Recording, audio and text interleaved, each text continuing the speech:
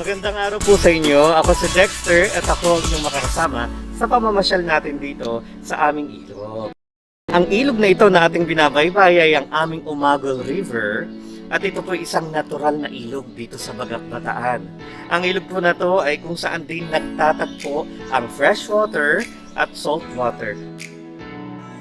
Ayan, so ang bahay po na ito kung nasa ng ating bansa ngayon, ito po ang aming Casa Candaba 2 na nagmula pa sa Candaba, Pampanga at ito po yung pagmamayari noon ng Cardenas Reyes.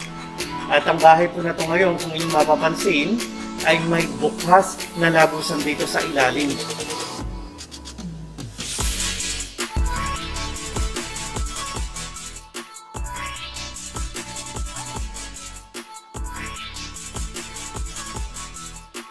Nandito po tayo ngayon sa lugar na tinatawag naming Estero de Binondo dahil ang lugar po na to ay hamo sa inspirasyon ng kung ano ba ang itsura ng estero noon sa Binondo, Manila.